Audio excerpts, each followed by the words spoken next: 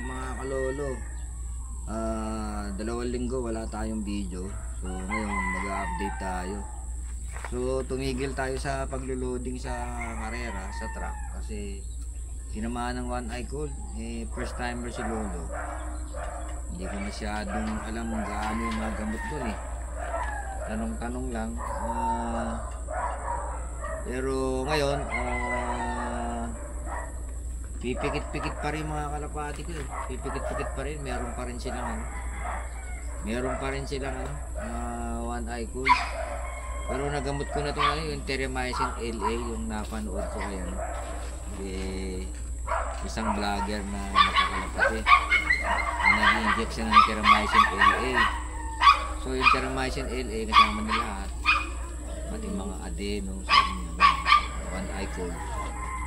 So sabi ko, yun ang ginamit ko. So hindi ko sila napagaling dun So nag-ano uli kami another week, nag-ano naman kami, Supra parang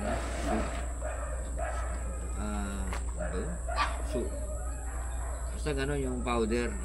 Hindi pala Supra. Kulay dilaw yung sachet niya. So sinabi rin sa amin kasi ng isang isang fancy. So hindi pa rin namin nagamot. Sunod na linggo, nag-Doxylac naman ako. Doxylac powder uli. Ayun, medyo medyo yung iba gumaling. Hindi, meron pa rin na yung mga tama. So hindi ko alam kung ano paano. Ang ginawa ko na lang, yung pinahinga ko ulit sila ng isang linggo. Plano ko ngayon sila saksakan ng Bacterid Aiden yung Bacterid. Itatry ko yung Bacterid kasi one time nagamit ko yun. Malakas naman yung Bacterid. So itatry ko ngayon sa kanila yun. Pagka wala, hindi ko sila nagamit, baka na to, ikakapal na natin. Baka natin to, baka sesimple natin sila. So ngayon, update ko lang kayo. Ito. So ayan, may pipikit-pikit pa to. Ayan pipikit pa yung bird. Yung mga young bird ko, konti lang ito konti lang itong mga young bird ko. Ilan lang ba to? 5 lang ata. Ayan tinamaan pa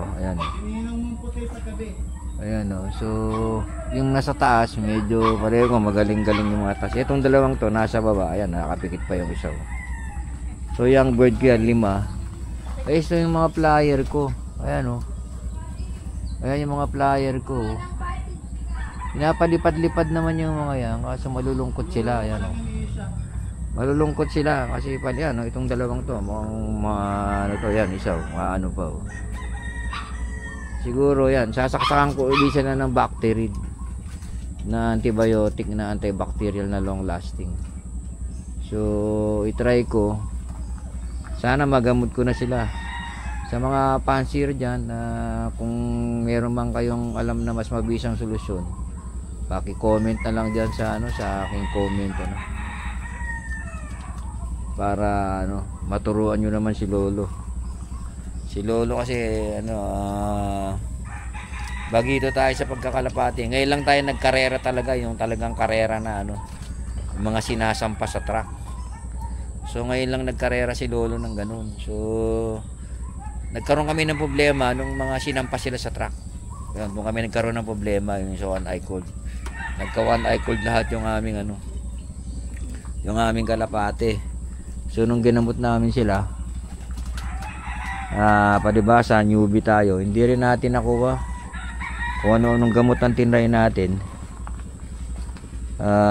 Lalong ito na yata mayroong umiikot na yung ulo yata nito, kaya delikado ito. So naman dapat gawin dito, hiwalay na to, parang umiikot na ulo nito. Hindi ko alam kung anong sakit yan. Yun. So yun. Ayan, kukunti na lang flyer natin 60 plus yan eh, yung flyer na yan. Pero kumonti na lang. Yan o. Siguro may higit 20 na lang yan. O wala pa. Bilangin natin. Ito dito, 6, 8. O 8 dito, 8. Siyam. Ando yung isa. Ando sa taas yung isa. Ando isa yung siyam. Siyam. O siyam dito. Dito naman yung nasa tungtungan dito sa kahoy 5, 6, 7, 8, 10. Yung isa 12. O 21 na lang sila. 21 na lang yung flyers natin. Ewan ko, mali yung bibigay sa ating bilang ng ating Lopman. Plus may 5 tayong may 5 tayong young bird dito na tinitraining sana to na matuto ng meron tayo rito 5 young bird. So yun ang mga update sa ating mga yan ang update sa ating mga flyers at saka young bird. So hanggang dito na lang mga kalolo. Yung mga fancier natin yan na gusto magbigay ng comment kung paano gagamutin ni lolo nito at saka ano dapat gawin dito kung hindi ko sila, pag sinaksakan ko sila ng isa pang injectable, kung hindi pa rin makuha, ano naman dapat gawin. Pero kumakain naman po sila, kaya lang yung iba medyo pero meron na yata akong ewan ko to, umiikot na yata liig nito. Yan umiikot na yung liig niya. Ako, delikado to. Pero naman po, nakakakita naman siya. Ano kaya gagawin ko rito? Ito, maganda pa naman lahi ito. Ito yung lahi ng ko kung di ako nagkakamali, embrek yan, embrek. Umiikot na yung ulo niya. Diyos ko po, ano kaya gagamot ko dyan? So, pa-advise na lang po mga kalolo. Advise nyo naman si lolo kung ano yung dapat niyang gawin. Yun lang, bye bye.